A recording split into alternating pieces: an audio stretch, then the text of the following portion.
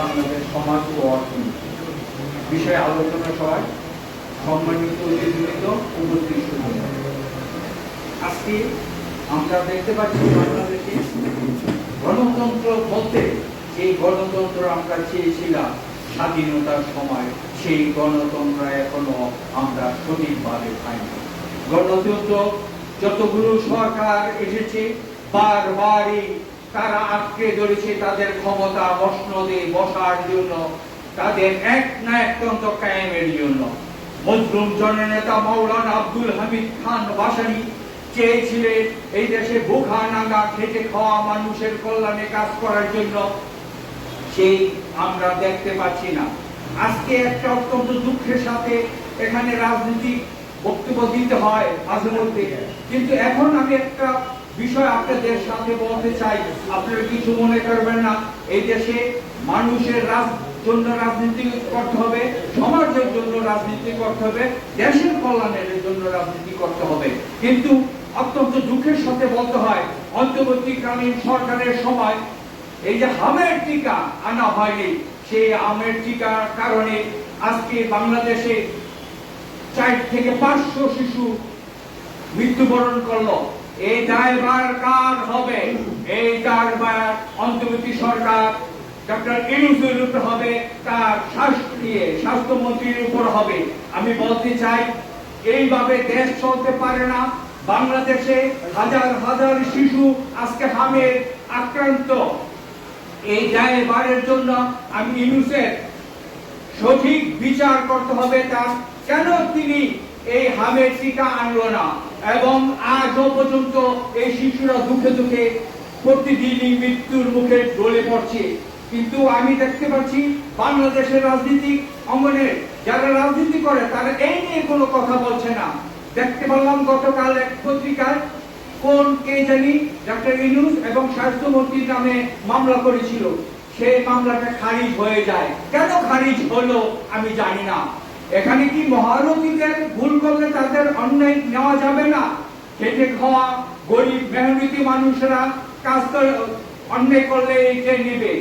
আমি এটা বলতে চাই, আসুন এই বাংলাদেশে যত মহারথী হোক, যারা অন্যায় করবে, প্রধানমন্ত্রী, প্রেসিডেন্ট, মন্ত্রী এবং যারা সচিব সহ যারা অন্যায় করবে তাদের সবার বিচার হইতে হবে।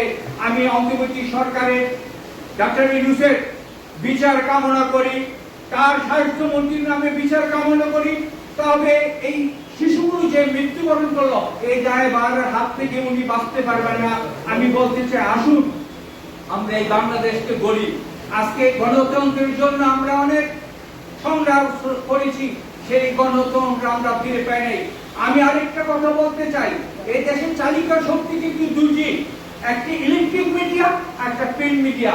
কিন্তু আমরা সভা সমাবেশ করি, আমরা প্রেস ক্লাবে করি, দুঃখী মানুষের কথা বলি, সমাজের কথা বলি, আমাদের নিউজগুলো কোনো পত্রিকায় করে না।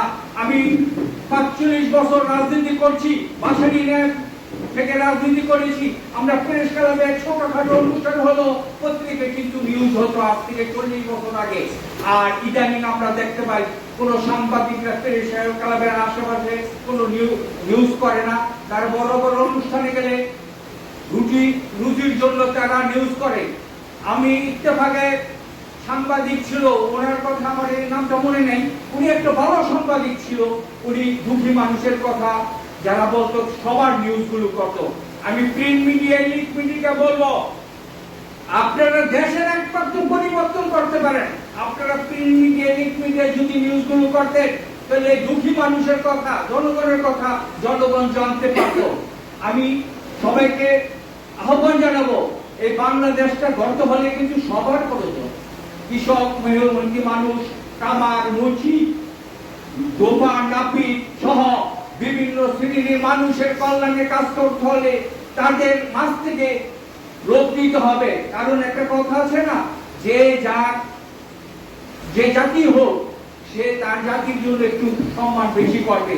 আমি বলতে চাই এখানে মজলুম জনতা মাওলানা ভাসানী ছিল একমাত্র নেতা যিনি দুঃখী মানুষের কথা বলতো, দুঃখী মানুষের ভাবে চলতো। আজকে আমরা দেখতে পাই মন্ত্রী মিনিস্টাররা এখন বড় বড় হোটেল, বড় বড় রাস্তারা মিটিং এ যেতে চায় না। আমি নাম বলবো না, আমি একটা মিটিং করেছিলাম, সে একজন মন্ত্রী ছিল আমাদের বাম রাজনীতিক নেতা। আমি শিশু কল্যাণে মাওলানা ভাসানী মৃত্যুবার্ষিকী উপলক্ষে তাকে দাওয়াত করেছিলাম। সে বলল আমি এই ছোট অনুষ্ঠানে আমি যাব না। দেখেন আমাদের মন মানসিকতা কি হয়েছে। আজকে মজলুম জনতা মাওলানা ভাসানী সাধারণ যে কোনো সভা সমাবেশে গিয়েছিলেন। আমি রাজনৈতিক নেতাদের বলবো, আসুন আমরা এই পরিবর্তন চাই, আমরা দেশ ও জাতির কল্যাণে কাজ করবো। এই আহ্বান জানিয়ে আমার বক্তব্য শেষ করছি। খোদা হাফেজ।